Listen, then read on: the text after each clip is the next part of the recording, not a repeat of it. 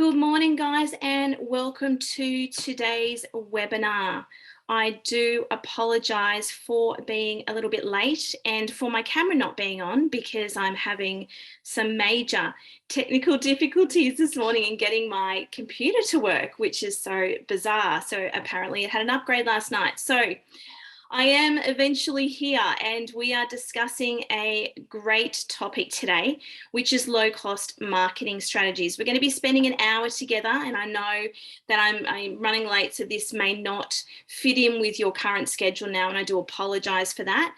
But you will get a copy of this recording and have all of the information, and I'll make sure that I actually send you guys a little bonus from me personally to apologise for my tardiness.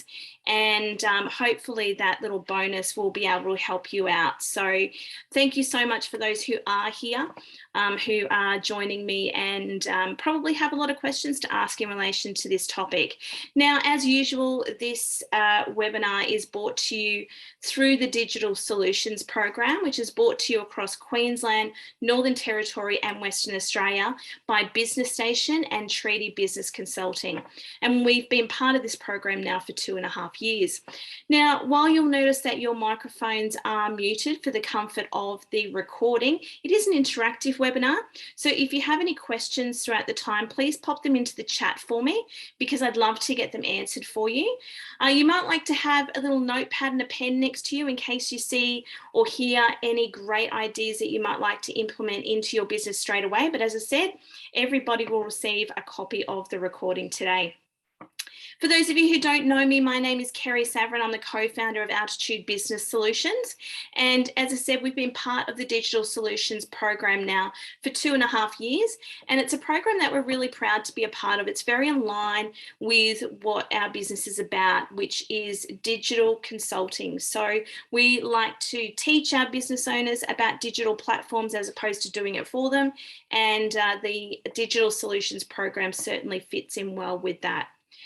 Now, you're in the right place today if you're ready to learn some cost-effective ways to spread brand awareness and attract customers that, of course, end up bringing in sales to your business. Now, what we're going to be discussing today is probably nothing that you haven't heard before, but I'm going to be encouraging you to take some action, which is, my main point always is it's great to come along to these webinars and workshops and learn a lot, but if you don't walk away from it and take action on at least one thing, then they're not doing you any good. So I'm going to be encouraging you to do that today. So what you're going to learn today is we're going to be going through a few marketing things. We're going to be talking about your goals. We're going to be talking about getting subscribers to an email list. We're going to be talking about a few different things. So a few different topics. Now, it's no secret that marketing can be expensive, and this can be a real challenge, especially if you're a new business and you're working on a tight budget. I mean, I know that the majority of businesses are working on a tight budget, but when you get sort of 2 to 4 years into business and you're down that track, you have a clear understanding that marketing is no longer an optional extra. Okay, marketing is something that you need to do in order for your business to grow. And even the most successful businesses still have massive marketing campaigns and budgets. So when we talk about those businesses, we're talking about businesses like Coke, McDonald's, etc. They don't do their yearly planning without going, this is the amount of money that we're going to be spending on marketing, because they understand that the marketing and the constant people seeing of the brand is what brings people in. But when you have little or zero money to actually spend on marketing, maybe you're in those startup stages, you have to be careful about where you put your marketing efforts. You don't have that sort of cash to burn kind of thing, and you don't want to waste your valuable time and money either. So I want to touch on some key goals for your marketing so that you know where you are headed. And then you can establish a budget, if any, and that you can assign to your marketing activities. So there are 3 key elements to review before you start choosing your marketing tactics or setting a new goal. So I guess we're talking a little bit of strategy here today. Now, you've probably worked on these in the past, But now it's time to review them again and ensure that you're marketing the right thing to the right people. So here are the questions that you need to really answer. So who is your ideal customer profile? What is your main offer, and what is your value proposition? Now, I talk a lot about value proposition, but your ideal customer profile, I do things a little bit differently when it comes to an ideal customer profile, because I feel like sometimes people can get really caught down in, oh, my ideal customer is a 45-year-old woman who's had children, and they just niche it down so much that they focus too much in on that person. So I tend to do it a little bit more broadly. I tend to think about, what is the problem that my ideal customer has? That is essentially really the only question that I ask myself when I'm thinking about my ideal customer. So that's I guess for me, your business only exists because of a problem that one of your customers has.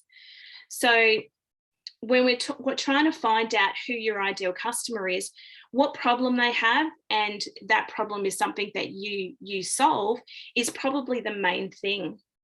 And I think even now, back in the past, if we were to go back 20, 25, even 30 years, there was very segmented between male and female in terms of marketing. So, if you were talking about a product for children, then your ideal customer straight away was a mum, because mums were in that role of staying at home and looking after the kids and being with the kids. So they were going to be the person that you now marketed to.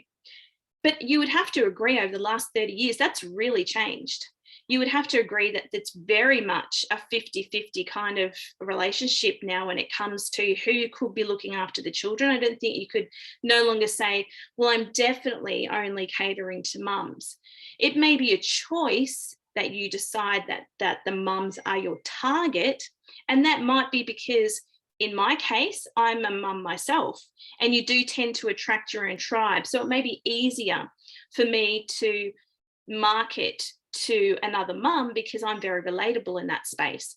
But it doesn't mean that they are my only customer. So that's what I'm talking about when I'm talking about not niching down too much. When you're thinking about who your ideal customer is, I really want you to think about, what is the problem that you are solving for your customer, and work from there. So what is the main product or service that you want to market? Another problem that I see in the marketing space, particularly in small businesses, is a lot of confusion around what it is that they offer, and way too many products out there, because you're trying to, let's face it, when we start out in business, we want as many customers as we can get. So we want to try and make sure that we are covering products and services and making it nice and easy and simple for the person. So this is where you niche down into what it is that you offer. So I was saying earlier about your ideal customer, I don't want you to niche down your ideal customer so much. I want you to niche down in the main product or service that you are going to offer the market. So you might be a mechanic, as an example, but you might specialize in the replacement of CV joints. I don't know. I'm not a mechanic. I'm not great with these things, but that might be the main product or service that you're wanting to put to the market, because you know that nobody does it better than you in the area. And you know that it's a service that people are going to need to have, and you want to be known as the best at that service. The other question that you can ask yourself is, what's the focus going to be in terms of where you want your business to go as well? So that's another question that you can ask yourself when you're thinking about the main product or service that you want to market. And then we come to my favorite one, which is, what unique value does your product or service provide? Now, when you're asking yourself this question, and we hear this quite a lot, you need to make sure that you're standing out in your marketplace. So there may be a number of mechanics that are offering the service of replacing the CV joints on a vehicle. But how does your service, what is so unique about your service? And what is it that you need to do? So what is it that you do that is different to all of your competition? What is going to make you stand out? So when you know who your ideal customer is, you know what the main product or service is that you want to put to market, and you know exactly what is the unique value that your service provides compared to all of your competition, then that's where we can start to build some sort of marketing campaign. Why should they buy from you instead of your competitors? That is the main question that you're asking yourself when we're asking, what's the unique value or product or service that you provide? Now, your marketing goals will be based on your business goals, and they will be particular to you. So it's very hard for me to train in a general market here. But here are some common goals that you might actually share. So your marketing goal might be that you just want to build your brand. You want people to know who your brand is. You want them to associate your logo with your brand. You might want to generate leads. Generating leads might be where you're at. Your brand perception out there is really great, and now you want to get some leads in, you want to get some names. You might want to educate the market on what you offer. So remember, we spoke about the unique selling point in the previous, what makes you unique. You might want to educate the market on that. You might want to upsell to existing customers. So you've got a lot of customers that are coming in. You're finding yourself fully booked. How are you going to get that extra little bit of revenue? You might want to upsell a complimentary service to what those people are getting.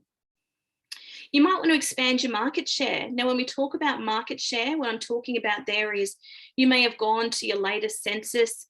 You might know your demographic very well, and you might know that, in the 5-kilometre radius from your business, there are X amount of people, and there is there's X amount of people in your area, and there is X amount of competition.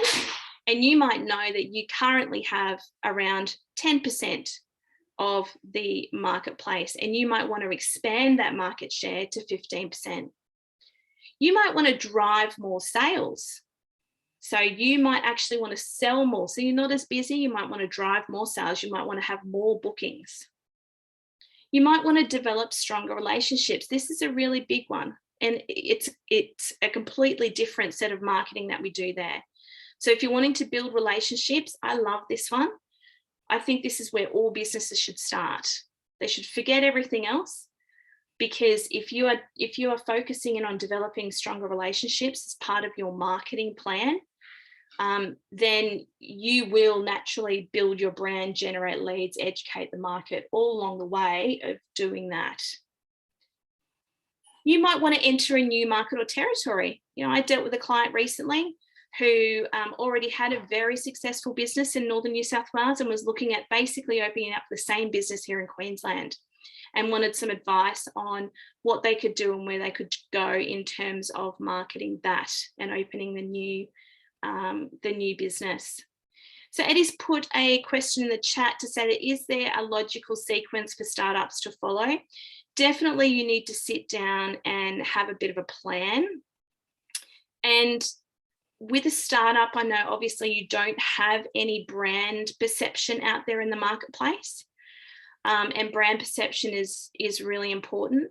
So I think you probably need to do some local marketing, local area marketing, and I will get to that in a few minutes.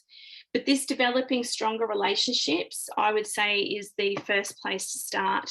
So what I find is a lot of startups will go along to networking events because they're trying to build that relationship and make sure that people are associated, that you're associated with the business as such. So that's a really good question, Eddie. And if you sit down with a marketing expert, and certainly through this digital solutions program, you might want to have a one-on-one session where you can talk about what is the sequence for your business and your startup. Where should you go to? So that just covers a general, most of the time when people are thinking about marketing, they're wanting to do one of these things on the screen. So like all businesses, you have some marketing challenges to contend with along the way. There's your financial constraints, of course, particularly when you're starting out. How do you keep customers coming back for repeat purchases? How do you make your brand stand out in the marketplace? And how do you attract new leads into your marketing funnel? Now, if you haven't heard of the marketing funnel before, that is where you are getting a lot of leads into your business. So you might have a lot of people filling a form out on a website or doing something, you're getting a lot of leads in, and you're basically taking them through a process till they eventually purchase from you. That's what we talk about the marketing funnel. If you've got 100 people going into the top of your marketing funnel, under normal circumstances, you can expect somewhere between 5 and 8% of those people to convert to customers. So every 100 that you put in the top, you can expect about 8 to come out down the bottom. So it's just, that's why they call it a funnel, because as they go through the process, people need to go through that process to make a decision as well. It's important to clarify the marketing challenges that you can anticipate in your business as well. Especially if you've got a lot of competition, making sure you think about how you're going to make your brand stand out in the marketplace. And sometimes this is where a lot of existing businesses, not so much for new startups, but certainly for existing businesses, they'll do a rebrand. You may have seen this in the past, where maybe they create a whole new logo and they start again, or maybe they get their same logo, make it a different color. Like they're trying to make their brand stand out in the marketplace. So since their launch, they may have had a lot more competition come in. So they need to go through and kind of sort that side of it out. You need to think about the obstacles, because if you don't think about the challenges you can come up with, they can really sabotage you. You can go to do something and go, oh yeah, of course that was going to happen. Of course, the competition was going to start changing. So I don't want you to get too caught up in doubts about being able to achieve your marketing goals though. I want you to commit to carrying out specific tasks so that you can actually have, you do put that marketing into place and you can see whether it is working or not. So don't get too caught up in what could go wrong. The next step is defining your marketing budget. Now, if you have some money to spend on marketing, set limits so that you don't get too carried away and overspend. I recently did some business with a small business who were actually deciding that they wanted to spend a lot of money on their marketing, and they, rather than being broad and put it over a few different areas, they put it all into social media. And we are now 3 months down the track with that company, and they now see that that was a mistake and that they should have been a little bit more broader with what they were doing. They didn't set a limit. They got a bit carried away with the amount that they were going to be spending on their social media. So you need to set an overall marketing budget, and then you need to divide it up depending on the goals that you set yourself as well. So one of your goals might be that you want to get more brand exposure. And for me to get more brand exposure, I do find that social media and online activities work really well. But you also need to think of your local area marketing as well. So if you've got a local print magazine, they can be very inexpensive to advertise in. Now, obviously, this is if you have a budget. I know a lot of you, particularly startups, may not have a budget. But I know I'm able to advertise in my local print media for like $88 a month, which is really cheap. So if you have a local print magazine that you're able to advertise in, then I really recommend that you give that a go. There's also radio advertising, particularly your community radios. If you have a community radio station as well, that can be very effective if you're wanting to get brand recognition as well. And that can be relatively inexpensive, surprisingly so. Commercial radio stations can be a little bit more expensive, but your local community-based radio stations can be really affordable for most businesses.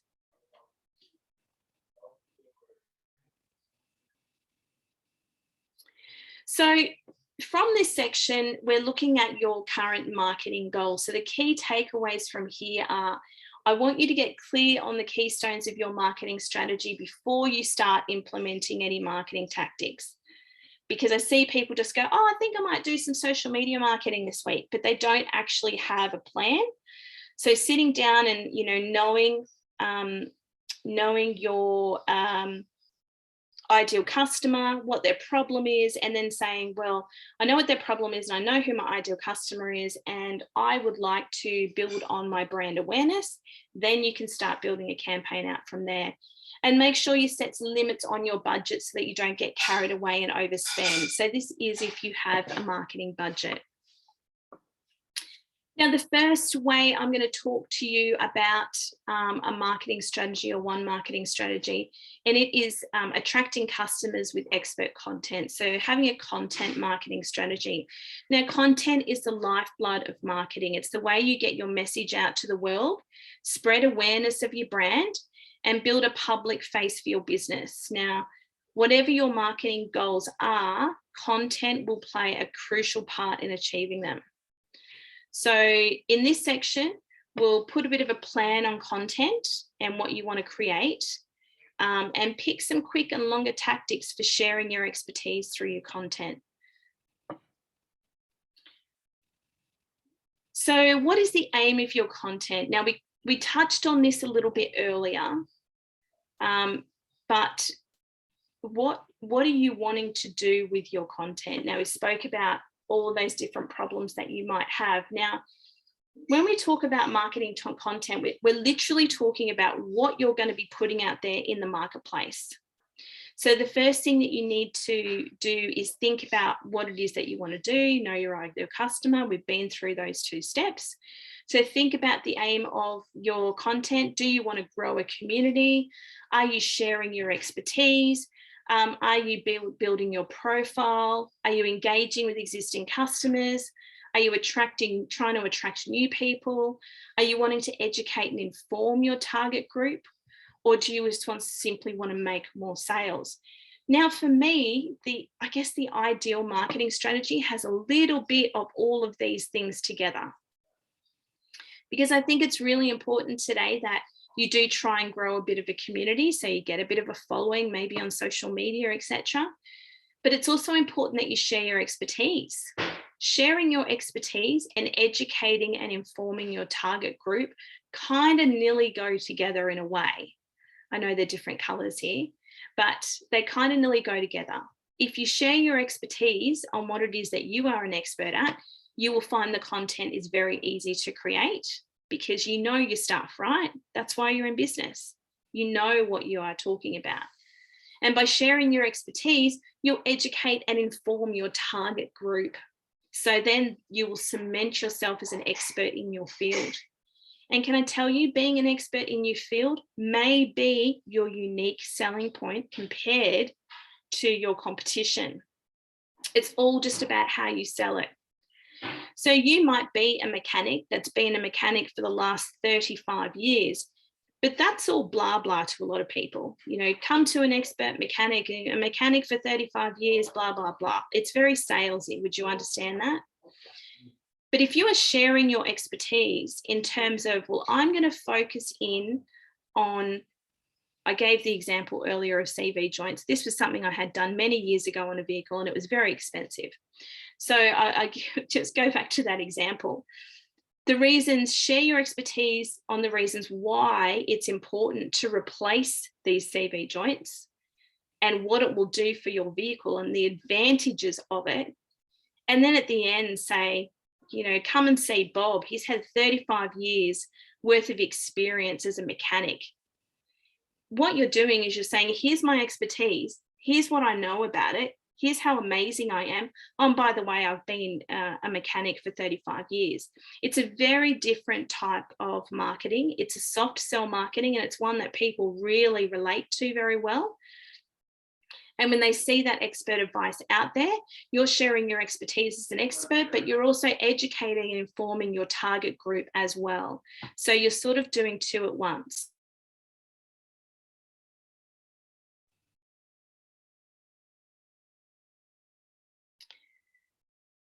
So you need to be clear about what your aim is so that you can plan your content. This just sort of makes it very easy as the next step that you will do with your marketing. So to help you plan your strategies and tactics and campaigns, what you're going to use to achieve your goals that you've already set. You need to focus on what type of content you'll use. Don't just rely on writing blog posts, which many of you probably won't write blog posts, but blog posts, if you want to do that, that's a really great place to start. There are many different content mediums out there that you can experiment with, but certainly from a social media point of view, I think you probably need to have your strategy in place, or a bit of a social media strategy.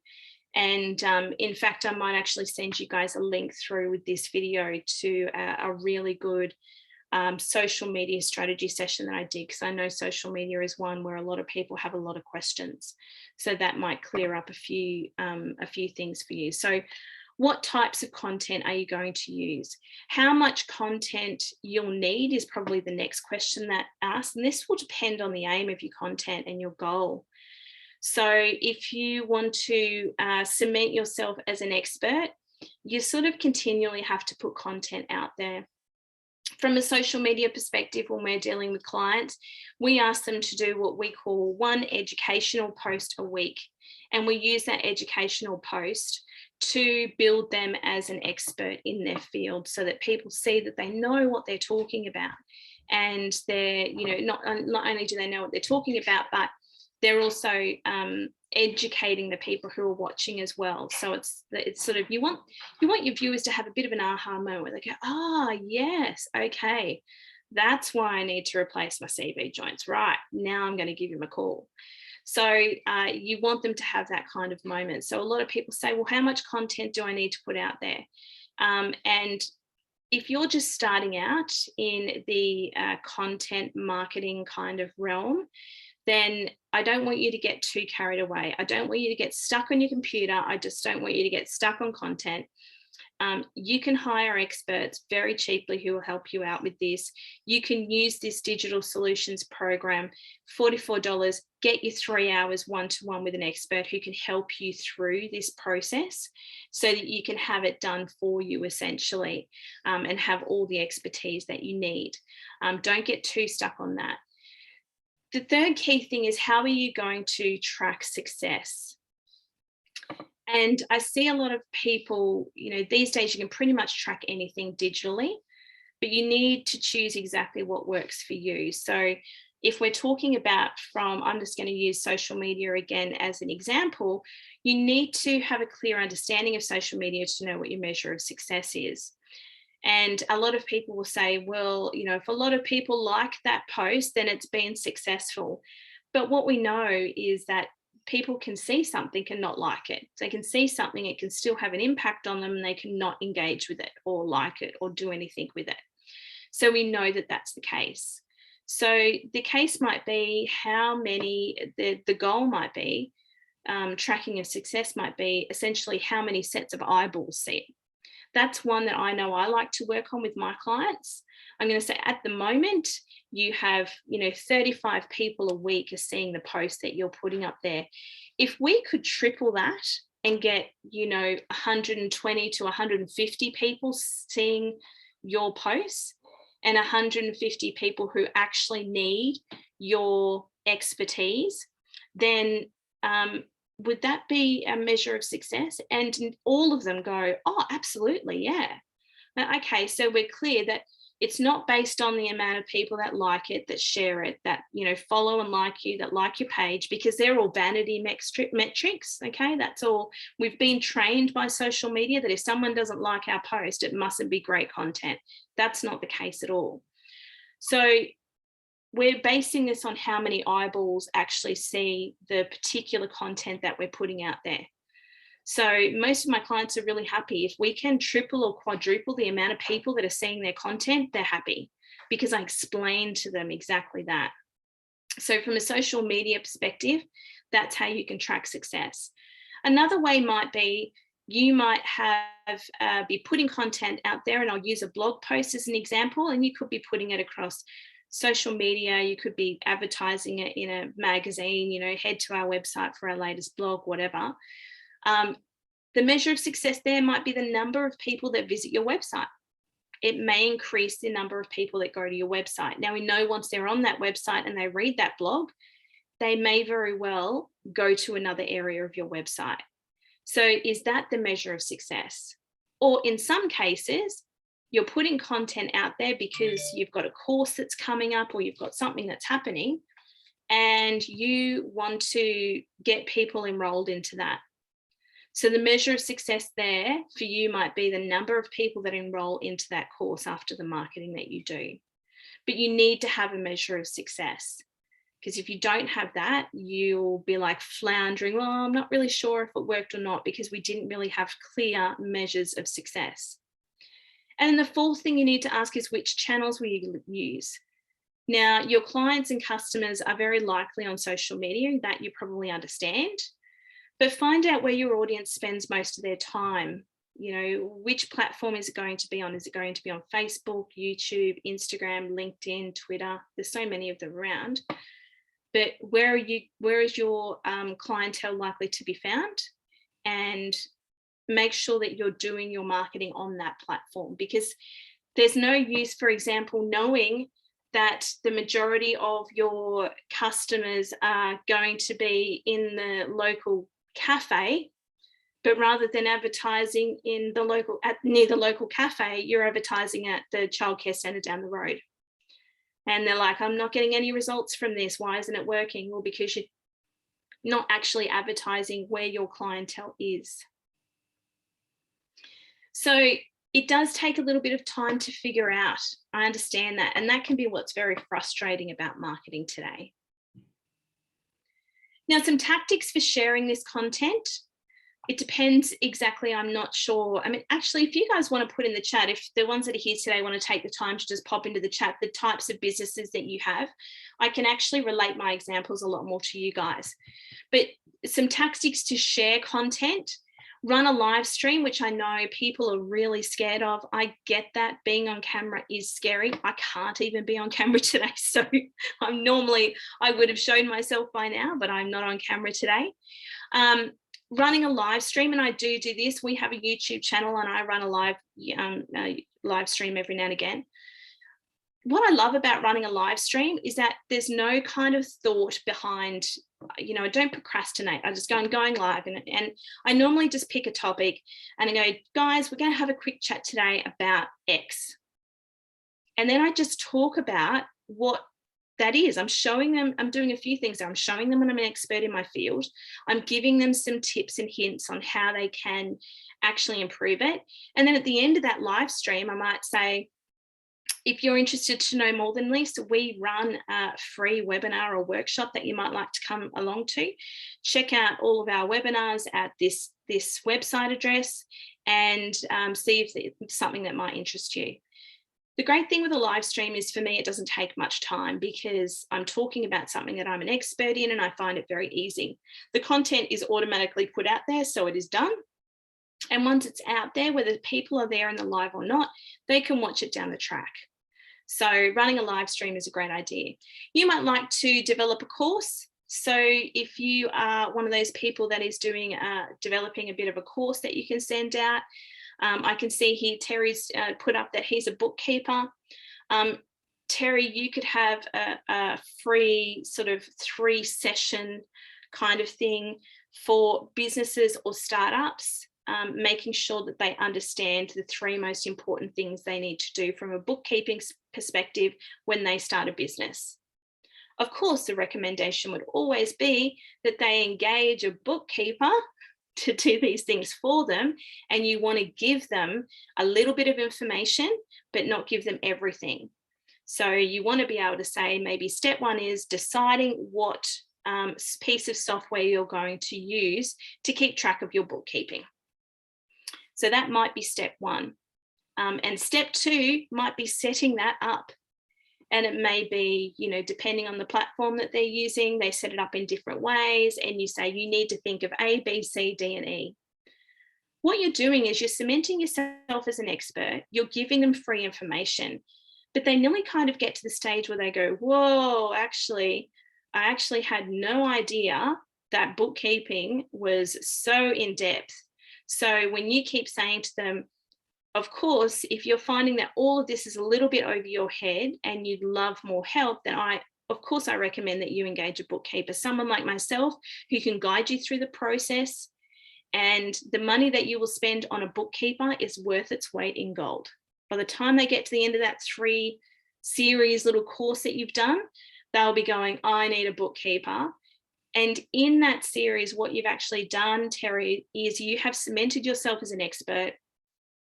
People have got to see you, and they've got to hear you, and they get to then say, this is someone that I can relate to, and I can see myself working with this person. If working on camera for you is really scary, I can see that a couple of people are talking about podcasts. So podcasts are really great as well. I'm very sneaky. So what I do, guys, is I run my live stream. I make sure I'm conscious of my wording with my live stream so that if someone was listening to it and they couldn't see me, they're still going to get information from it. And I actually extract that audio from that live stream and put it across as a podcast. So Kicking It with Kerrie is the podcast. It's normally 2-minute little hints and tips. It's not consistent. But yeah, that's how you can use that as well. So that's another great idea. So developing a course is a way to do it.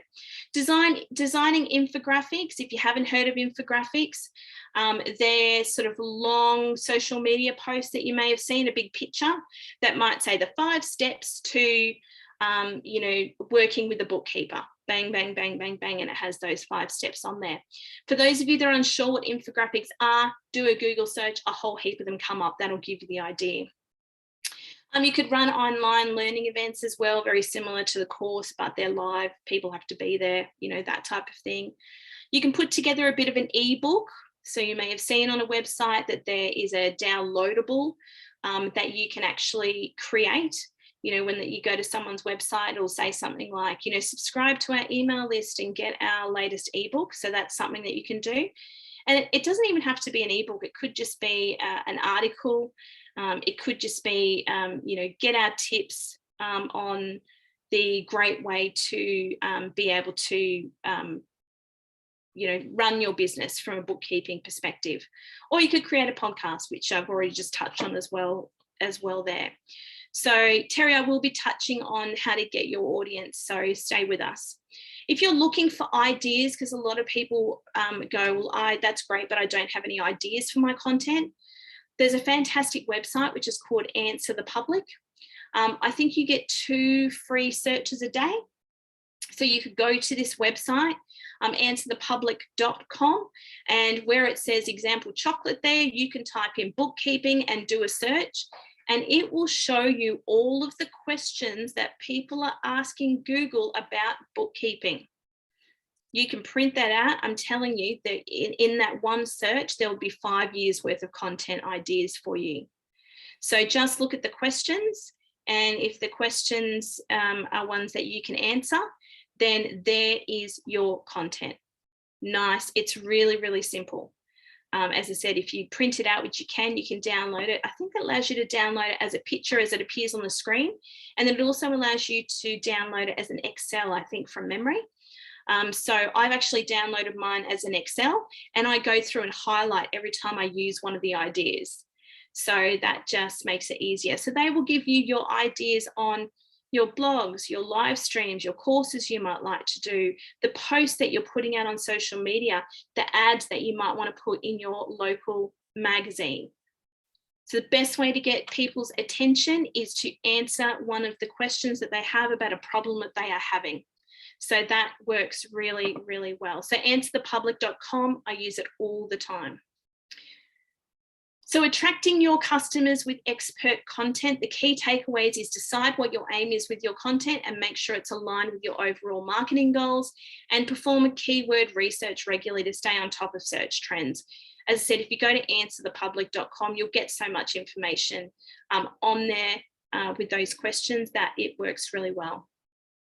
Now, the second thing that you could possibly do is you could build an email list and create an engaged list of subscribers. This is one of the most effective, low-cost marketing activities that you can implement.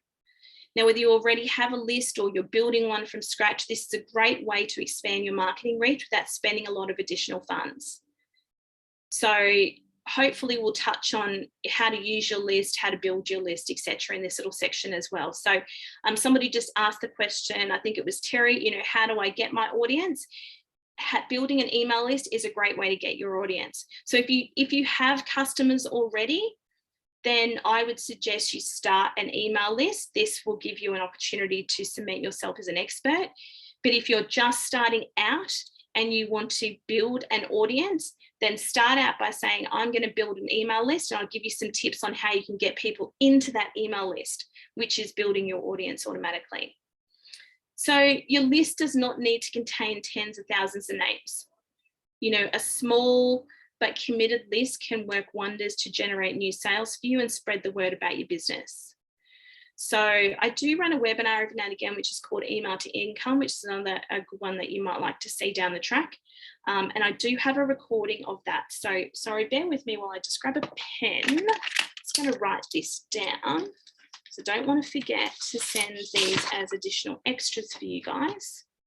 And that is, I'm going to send my Email to Income webinar. And I'm also going to send the social media strategy for 2022 that I ran at the end of 2021. So you guys get those as little bonuses for my apologies for being late. So yeah, that's another great one. So building an email list is really important, and there's a number of ways that you can do it. To give you an example, and you'll see this in that email, in that webinar, I'm pretty sure I mentioned this. For every $1 that we have spent on email marketing, now when I talk about the spend, we have MailChimp in place. We're using MailChimp. We have 1,500 people on our email list of people that we build up. And I get, for every $1 that I spend on MailChimp, and from memory, I think it's about $28 a month, which is minimal, that I spend on that platform. For every $1 that I spend, I get a $41 return on that email list. We only advertise the majority of our products consistently via email. So for every $1 that we have spent on email marketing, which is the price that we may have paid for MailChimp, or what we spent there, for every $1, we've had a $41 return on the spend. I think the average is about 34, so we're a little bit higher than that. So if you think about that, you can see that email marketing is definitely worth it. And a lot of people say email marketing's dead and it's gone out. I'm here to tell you it hasn't. It definitely hasn't. And it's certainly come back in the last 18 months with coronavirus and everybody going online. Email became the #1 way that people communicated. So it sort of came back. It's sort of like QR codes. We thought QR codes were gone, and all of a sudden they're back with a vengeance. Everybody knows what a QR code is now. So that email that I send through, that Email to Income webinar that I'll send through will actually really help you out with how to build your email list. But basically, every networking event that you go to, you take people's business cards and you just say, would it be okay if I sent you some information about what it is that I do? Bang, you've got them on your email list. The key to the email list being a success is how quickly you do it. So if I say to you guys today, I'm going to send you some information about what my business does, you want that information to come through in 24 hours or less. The great thing with a platform like MailChimp is they actually have an app. So I would meet people at a networking breakfast at 6 o'clock. I'd ask the question, would it be okay if I emailed you some information about what it is that I do? Because when you're at a networking event, you're meeting people. Hi Bob, what is it that you do? Oh, I'm a mechanic. Great. What is it that you do? Oh, I'm a digital business consultant. That's pretty hard for me to explain. Would it be okay if I sent through some information explaining what it is that we do? Oh, absolutely. And then I would go back to them. So a mechanic. So do you specialize in anything? I want to get as much information about them as I possibly can. I want to get their business card. And when I walk away from that person, I want to write little notes on that business card. Specializes in brakes. So that allows me to be a lot more personal. Then I go into my MailChimp app in the car park before I leave. I add them to my MailChimp list and I put networking as a tag, and straight away they get an email from me saying, it was really great to meet you. Here's some information about what our company does. And before they get back to their desk at 9 o'clock in the morning, they've already got an email from me. So it's that kind of wow factor that can get people on board with you when you're a doer and an action taker. But basically put every single person and customer that you have into an email list and communicate with them on a regular basis. How often is regular? We do once a fortnight. I don't care if it's once a month. I don't care if it's once a quarter. I dealt with a business 2 weeks ago that had an email list of 5,500 people, but they were too scared to send an email out in case someone unsubscribed. You're going to get people that unsubscribe. They don't want to do business with you. That's okay. They may not be your ideal customer. As long as you're adding more people in, it doesn't matter. Just got to find the people that you want to do business with. So once you have a list of subscribers, which email to income will help you with that, you have people on board who already have expressed an interest in your business just by the act of giving you their email address. So use specific tactics to keep them engaged, and you'll find that they will do a valuable word of mouth marketing for you. So when it comes to your email marketing, what type of information are you sending out? You could be sending out your monthly blogs, cementing yourself as an expert and giving some tips and hints to people who are in that list. So you're educating them a little bit.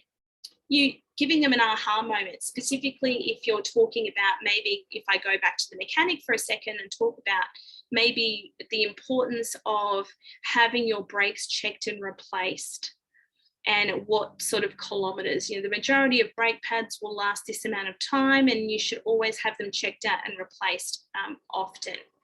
So when you do that, you might give someone an aha moment that goes, oh, actually, I haven't had my brakes checked out for a long time. So I'm going to give them a call. I'm going to book them in. You want them to have that bit of an aha moment. When it comes to analysing your email, there's a few things that you need to look at. Email to income will explain more of this to you as well. But there are open rates, click rates, and unsubscribes. They're the three things that are going to tell you how your email is performing. Your open rates refer to the amount of people that actually open and read that email. So if you are sending the email out to 100 people, the average on MailChimp is sitting at around 23%. So if you're sending that email out to 100 people, about 23 of them are going to open it. Okay? Then you have your click rates. So within that email, you might say, if you're interested in our services, click through to have a look at the services that we offer. So they click on a link and they end up at your website. So they're called click rates. The average click rate of those 23 people that are going through is around 1 to 2%. So on average, per 100 people, you can expect 1 to 2 people at the most to click through to your website. And then there is the unsubscribes. Now, I said to you, don't worry about the unsubscribes, and I'm not going to make you worry about the unsubscribes. If you're sending it to 100 people and you're getting 1 or 2 unsubscribes, then that's not an issue at all. But if you are sending it to 100 people and you are getting 50 people unsubscribe, you have to ask yourself 1 or 2 things. Is my process in getting those people into that email list not right? Or is the information that I'm sending out not valuable or relevant to that audience? So if you are meeting people and then you are just adding them to your email list without even asking if it's okay, a lot of people say, what about the spam laws and everything with email? If I'm at a networking event and I say to somebody, would it be okay if I sent you some information about what it is that we do? And that person says yes, and let me tell you, in nearly 3 years, no one has ever said no. No one has ever said, no, actually, I don't want you to send me any information about what it is that you do. They all say yes. If I'm asking them if I can email them some information and they say yes, they're giving me permission. I do not need to re-email them and say, just checking that you're giving me permission to send you an email. No, that's not how it works. When you're entering them into your MailChimp or whatever platform that you're using, you tick the little box that says, this person has given me permission to email them, because when you've asked them the question, they've said yes. Keep in mind, this person's expecting your email. You've told them you're going to email them. So you will get unsubscribes though. Those people may read about what it is that you do and go, well, that sounds really great, but it's really not relevant to me. Kerrie, what you do as a digital business consultant is not relevant to me, because I own a business that's a franchise, and my franchisor actually takes care of all of my digital, all of my marketing, and all of my platforms. So I really don't need to be having your services, and they'll unsubscribe. Or the information that you are going to send out is really not relevant to me. So they're the 3 metrics that you will be looking at when it comes to your email marketing. Now, the next thing that you can consider is being social and using things like social media. You're probably already using social media for some sort of publicity. It's a really effective way to market yourself and your business, but you're wasting valuable time if you're not focused on what it is that you should be doing. So social media is such a large part of all of our lives now that it's very easy to lose focus as to why we use it for marketing our business. So let's quickly have a chat about its importance and why your business needs a social media presence, especially when you're on a shoestring budget. So customers are using social media as a fun and easy way to network, but they're also following and interacting with their favorite brands on there as well. You know, you must be thinking about, I need to be where my customers are. And I hear a lot of people, particularly when it comes to social media, say, yeah, but social media is not my thing. You know, I'm not on social media. Like, can you imagine the number of mechanics who are actually on a daily basis on social media and jumping on every day onto Facebook and having a little bit of a look? It's nothing. The people just don't do it. I mean, that demographic, for example, is not big on that yet. I look at my husband. My husband's an electrician in his mid-40s, early 50s, being kind to him there. And he doesn't even have any social media at all.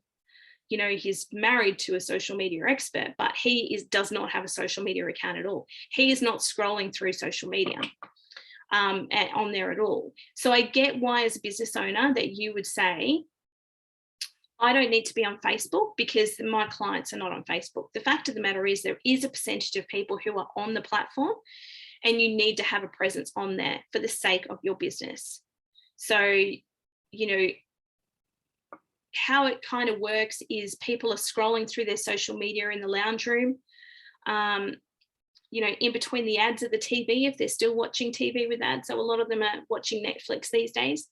And you're in their lounge room. When you come up on their social media, you are in their lounge room. So, you know, what better way for customers to become more acquainted with your business than by being on social media? You want to keep them engaged. You want to increase their interest in your business. And it's a real process introducing social media to your business. So it's reminding people that they can follow you on your social media channels. It's, you know, telling people that that's another place that they can see you. You might say to every customer, click here if you'd like to sign up to our email list or follow us on our social media channels. Either one of the two. Or you might say, click here to become part of our email list, or follow us on our social media, and follow us on our social media channels. So you might like to do both. So marketing through social media is one of the most versatile and cost-effective strategies for marketing your small business. And you can reach your target audience and boost your sales on there, get people into your business, but you've got to be sharing the right kind of content. Now, the social media strategy for 2022 that I'm going to send you along with this will actually help you out with that. So this is giving you a really great insight, guys, into the Digital Solutions program, because when you decide to go ahead with your $44, 7 hours worth of training that you get with Digital Solutions, the expert will actually guide you on the right webinars and workshops that you need to watch for what it is that you're looking for, and then come back in between and answer any questions that you might have on that and put you with the right expert. So it's a really great program. So tactics for social media. Again, you can run some live stream events. You can start a regular content series. I have a real estate agent that does this, Tip Tuesday. Social proofing. Another word for social proofing is testimonials, guys. So how many times do we think about using a new business and we Google them and we look at the Google reviews and we go, oh, actually, they've got a 5-star. If somebody sees a review on Facebook, they go, oh, that's really great. That business is getting some great reviews. So that is, social proofing is really important. You could do challenges on there. So we're doing a 5-day challenge. It might be, you can think right outside the box or stick with mechanic. It might be a 5-day challenge for checking your vehicle's health. Day 1 might be checking the oil, tips on checking the oil. Day 2 might be filling up the windscreen wiper wash. So it can be very easy to come up with these. You can start a community online if you want to start a group. They are a little bit time consuming, but you can start a community there. Or you can connect with other influencers if you are a person that sells an actual product and you're wanting to do that from maybe a LinkedIn or a social media profile perspective. So I'm just making sure, looking at my little notes here, that I've gone over everything. I think I have that. The next step is building a network. So remember, this is about not necessarily the people that you know, but the people who know you. So it's about developing relationships for the long term. It's not a question of getting more likes on Facebook or more visits to your website. This is a face-to-face environment. Building your network is a face-to-face environment. And this particular way of building your business is extremely cost effective. There are many free networking events out there, or minimal cost networking events. Come along to this networking event, get coffee and cake. The thing is that networking events have this stigma. Oh, we're just going to stand around, have a chit chat over coffee and hand out business cards. You need to get to know people. That's how people get to know people. You want people to go, oh, actually, when somebody says, oh gosh, my car's playing up, I really need a mechanic. Have you seen Bob down at such and such, Bob's Mechanics? Because I met him at a networking event a couple of weeks ago. He seems like a really great guy, knows what he's talking about. He might be able to help you out. You want people to be talking about you because they have met and known you. So networking is a little bit like dating. That's why I put this picture up. You need to put yourself out there, whether it be virtually or physically, I'm going to say, because obviously in these times, sometimes we are on Zoom like we are today. So whether it's virtually or physically, if you're meeting somebody for the first time, you wouldn't expect a marriage proposal on the first date. So the fact that someone's probably not going to actually purchase from you the first time they meet you, or, if partnership offers, if that's what you're looking for, don't come falling from the sky after you've been to a networking event the first time you met someone. Follow-up is key. And giving the opportunity for people to get to know you is really important. So here are some goals that people set for their networking activities. So you might want to expand your circle of colleagues in the same sphere to work to build their reputation and visibility. And I give the example again of a mechanic who has decided to specialize maybe in brakes. They don't do anything else but brakes. That's all they do. If you need your brakes repaired, that's where you go. Well, he might like to partner up with the guy who actually does full services, but would prefer to actually outsource the brake side of it. So that's where you can have two mechanics in the same field with slightly different niches who can work together. So that's just an idea there. If I was to give the example, just scrolling back on the little chat notes here. So I'm looking at, so Terry's a bookkeeper. So Terry, when I think about bookkeepers, I think about another bookkeeper. I know a bookkeeper that actually specializes in cafes, only deals in cafes. She's very successful. She knows her clientele. She used to own a cafe, so it's very easy for her to build a rapport up there. And she understands the industry, and she understands all the ins and outs, and she guarantees that she'll get the best return, the best books done to give them the best return when they comes time to go to their accountant and do their end of year books. So if you are a bookkeeper that maybe specializes in lawyers, as an example, but you might come across every now and again, someone might go, oh, I own a cafe, do you do book work? And then you go, oh, actually, no, I specialize with lawyers is really the people that I work with. But hey, I do know a bookkeeper that specializes in cafes. So don't be afraid to surround yourself with similar types of industries. So connecting with those influencers to attract those joint partners, to share their expertise and showcase your work so that you're recognized as an industry expert, and to stay on top of the latest trends in the industry so you have up-to-date information to share. So you might want to meet someone in a similar kind of industry and get some information from them as well. To see what their competitors are up to so they can find ways to emphasize their uniqueness. This is key. I went to a networking event recently where very rarely is there another digital business consultant in the room. It's a kind of niche industry, but there was in the case of this one. And what I noticed was that person actually brought somebody with them, and they were both wearing uniform, and you could see them around the whole room. So I was checking out what they were doing, and I was like, that's a great idea.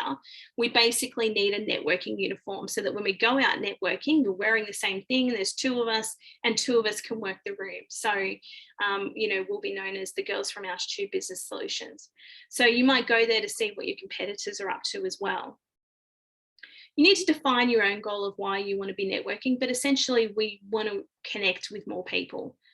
So networking is about helping others first before asking if they can help you. So for me, a me attitude doesn't work for very long. You've got to put the focus on the other person and get to know something about them and look for ways that you can help those people in your network in order to build those relationships, and then they will pay it forward. I give you a really good example. I had a session with a lady from a cleaning business, and she really wanted to book my social media services, but wasn't in a financial position to do so. So I said to her, look, let's come up with an arrangement. She unfortunately wasn't able to go through the digital solutions program, so she came to me direct. We came up with an arrangement. I spent an hour with her online, and we came to an arrangement about how we were going to work that out. She then went and recommended me to somebody who is in my niche kind of, I work with a lot of real estate agents. So she was kind of in my niche. She was another real estate agent. And that real estate agent said to me, look, you've been recommended by this person. If you could send me just a bit of a presentation, I'm pretty happy to go ahead with you and your services, but I just want to see what you do. I did that, and I secured that business within 2 days. So then I was able to go back to her and go, well, you've basically become a referral partner to me now, and here's what I can offer you. So if she can sort of, refer another couple of people to me, I'm happy to work out a deal for her services that costs her very little money. So, but it was me paying it forward that got that business in the first place. Paying it forward could possibly end up getting me $1,500 a month over the next 6 months, because she's now really looking for other customers that she can forward my way. So think about the other person first. So tactics for networking: order some new business cards. Oh, I've spelled business wrong there. Isn't that classy? You order some new business cards. They're not dead. Give out business cards. People keep them. You can create a digital business card. Absolutely. You can do that you can have something like what's called social dot. Visit socialdot.com.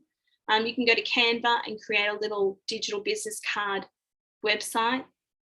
Look how many times I've spelled business wrong on that screen.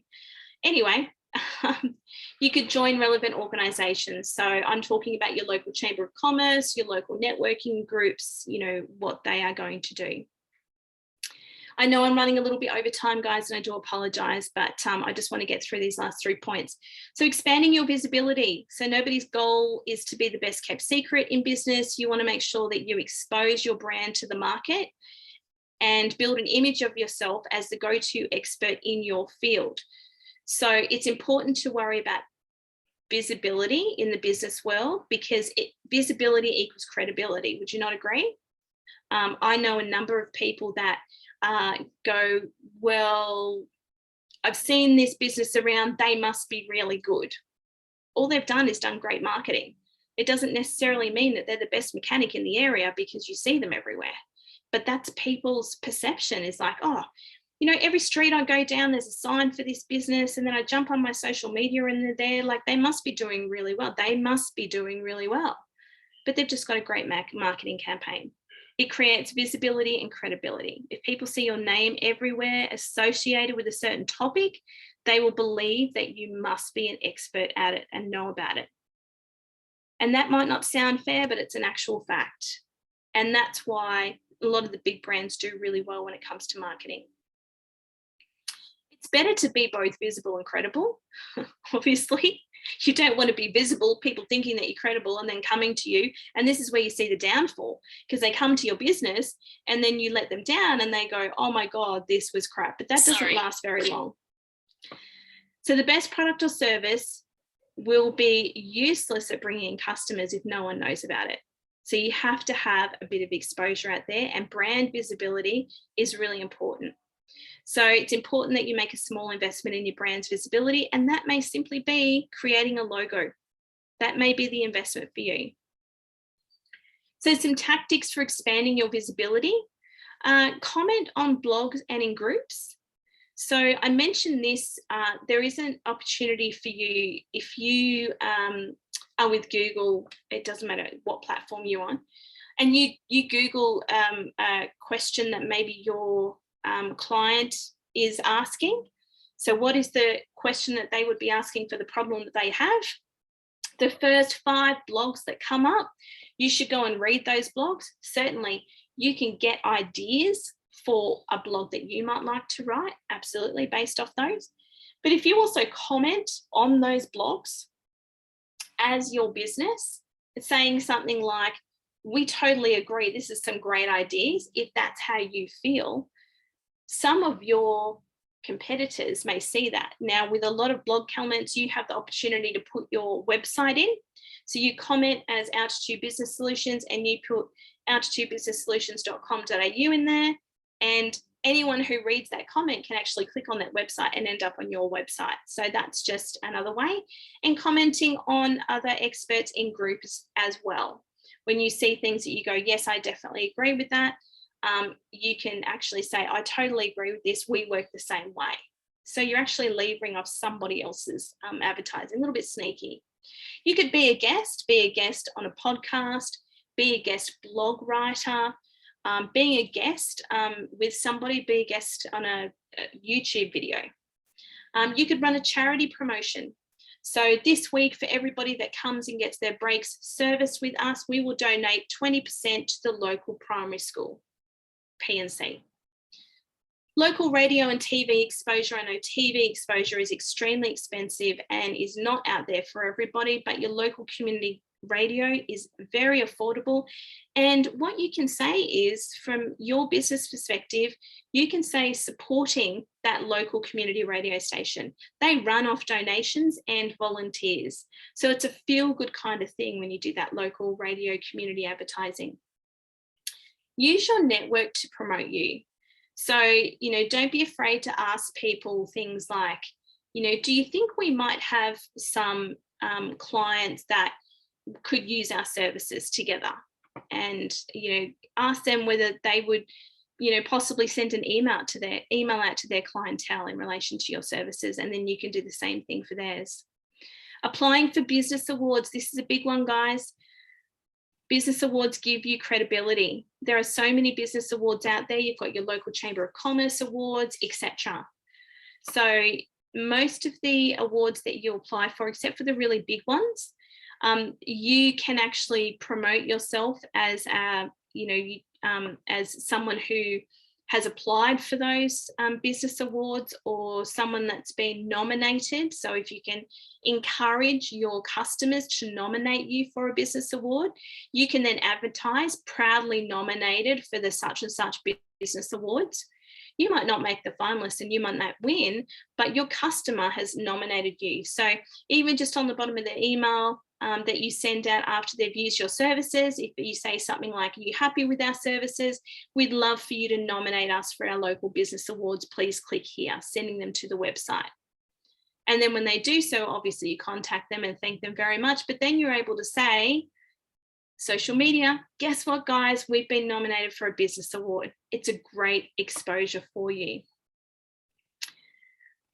Always be organized in creating a marketing plan. When you go through that social media strategy video, you'll see the intent that just goes into social media.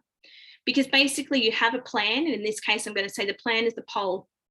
And plan A might be to have a little bit of social media. Plan B might be to have a little bit of email. Plan C might be to go and do a little bit of networking, and you might not do plan D or E, but essentially that's 3 different plans, but it forms your whole entire marketing campaign. So let's have a look at some tactic. Let's have a look at how you can actually write a plan, sorry. You need to start out with a tactic, and a tactic is what action that you intend on taking. You need to have a goal, so you need to have a goal for that tactic. You need to have a budget, so how much money you need to allocate to this tactic, if any. You need to know the start date, so this gives you a little bit of clarification, a bit of action taking. You need to track the metrics, and you need to check the results. So when will you review the success? Are you going to review the success after 7 days? Are you going to review the success at the end of the 12-week campaign?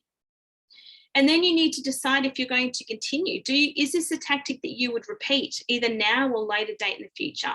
A very simple form, simply like this, can really be is all you need. You just need to record everything that you're doing so that you can see whether it's working or not.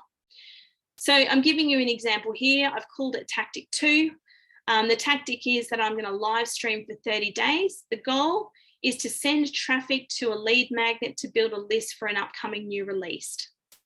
So the live stream is going to be about a particular topic that is going to be related to the lead magnet. Now the lead magnet might be an ebook, or it might be, go to our website and fill out this so that you get this. And it's to build a list for an upcoming new release. So that could be a new product, or it could be something along those lines. What is the budget? I don't have any money to spend on this. I understand that time is money, but I don't have any physical money that I need to spend on this. It's my time in doing the live streams and making sure that this is set up, ready to go. The start date for this is going to be October. I haven't given an exact date. Tracking metrics. The metrics are going to be views, traffic to the opt-in page on the website, the number of subscribers, and the sales direct from the live stream. So from the live stream, they may directly go through and purchase a product. I'm going to check the results after 2 weeks and then again after 30 days. So we're not stopping after 2 weeks. We're just looking at what the results are at 2 weeks and then again after 30 days. And based on all of this, based on going through all of this, am I going to continue? We ran this in October and we decided no, that we would not continue. So that's just an example of how these types of keeping these records can be really important, particularly when you get down the track. You go, we did that once, I'm not sure if it worked. You can flick back and go, actually, yes, we did. So we record everything that we do in terms of our marketing. Now, you'll need to make sure that you review your marketing plan on a regular basis. It's not a static document. If things aren't working, you can change it. A lot of people go, I did a marketing plan on the 1st of January and then, here I am in April and it's not working. Well, did you go back and have a look at what wasn't working and why it wasn't working? So you need to schedule reviews at least the 6 and 12 month intervals. But I would do once a quarter. Once a quarter, we go through and we go, yes, that worked. No, that didn't. Yes, that worked. No, that didn't. And we change things if we need to. We write our yearly marketing plan, but it's a live evolving document. Google Docs is great to use for this, particularly if you've got a business partner, because you can both see the document live. So that's pretty much the end of the presentation, guys. A lot of information in a short amount of time. I know I've gone over time a little bit and I do apologize for that, but Hopefully it's jam-packed with value for you. If there's any last questions that you guys might have, now's the time to get them into the chat. I'm going to run through another couple of things, but if you've got any questions and you're thinking, I really need to ask her this, please pop them into the chat or send me an email after as well. Remember, I said to you there are options. So for those of you in Western Australia, Northern Territory and Queensland, up to 7 hours of mentorship for only $44 with the Digital Solutions Program. So if you're wanting more information about that, go to businessstation.com.au. If you're specifically wanting to book with myself, then it's businessstation.com.au/Kerrie, and that's Kerrie. And that will get you to the booking page where I will become your expert. Now, I may forward you off to another expert. It may be that after a discussion with us, between the two of us, I go, great, well, I can help you out with A, but I think you really need to get B and C from other advisors. So we make sure that we put you in the right areas so that you get all the experts, information that you need. My next upcoming workshop is next Wednesday, the 16th of February, and I will be sure to have my computer issues sorted out by then. So I will be there at 10 a.m. Queensland time for 2 hours.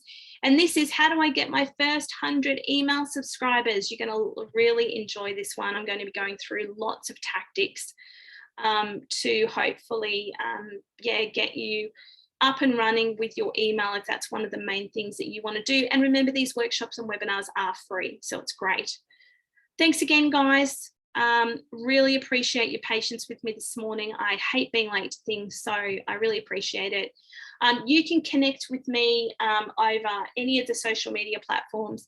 I actually need to put YouTube up there because we're on a big push at the moment to get our community on over to YouTube and get off a lot of the social media platforms and get them over to YouTube. So if you want to come and view what we have on offer over on YouTube, we'll be starting to post up there on a regular basis as well.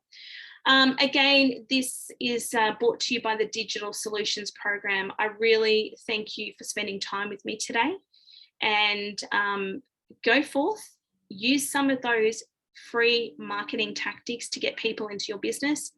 The most effective two by far, go to networking events and add people to your email list.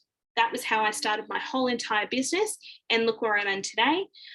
It was actually at the 4th or 5th networking event that I went to when we first started our business that I met someone who was looking after the Digital Solutions Program, and that's how we ended up in the program. So you never know how something can change so quickly from building relationships with people.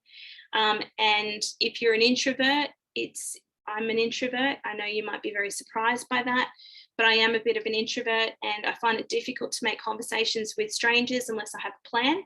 So have a plan for your networking and go out and meet as many people as you can. Guys, thanks so much for joining me. Enjoy the rest of your day and go forth and grow your business.